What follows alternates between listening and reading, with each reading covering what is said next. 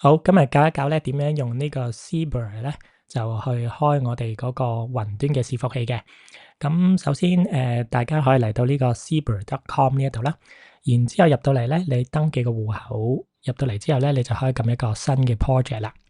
咁你見得到我呢一度咧，其實已經有個 OpenClaw 嘅 project 喺度噶啦。咁我示範一次點樣開個新 project 先。撳個 New Project 啦，然之後咧，我哋要揀呢個 Dedicated Server。就係一部 server 咧，咁可以完全咧就俾呢個 OpenClaw 去用嘅。咁每一個月咧只需要$2美金嘅啫，咁啊非常之平嘅。你隨時亦都可以關閉佢嘅。咁我揀咗佢啦，然後我可以揀我而家現有嘅一啲 server 啦，或者你就係買一個新嘅 server 啦。咁第一次咧就應該係買一個新嘅 server 嘅。咁樓下佢就會俾你揀啦。一開始已經有一啲$2每一個月嘅 server 啦。咁你可以揀新加坡啊，近近地2GB RAM storage 40GB，揀呢一部，跟住你就可以去買噶啦。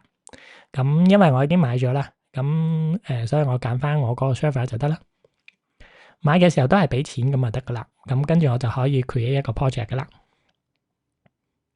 咁開完個 project 之後咧，我就有一個 server。咁個 server 咧，我就可以放唔同嘅 service 落去嘅。咁今次咧，我哋就係要開 OpenClaw 嘅。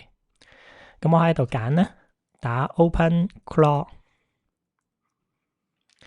咁你見到有唔同嘅版本嘅，咁我會揀一個最 standard 嘅，叫 OpenClaw 呢個版本。然之後咧，我就撳 Deploy 啦。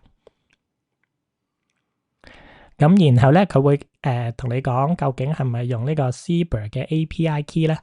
咁我想要用其他嘅 LLM model 嘅，咁所以咧我就唔用呢個 API key 啦。咁你亦都可以用呢個 API key 都得嘅。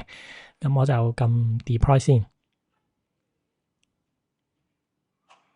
好，去到呢一度咧，咁我哋所有嘢都已經 set up 咗噶啦。關於 server 上面嘅嘢，咁佢就會將呢個 OpenClaw 咧係安裝喺呢個 server 上邊咧。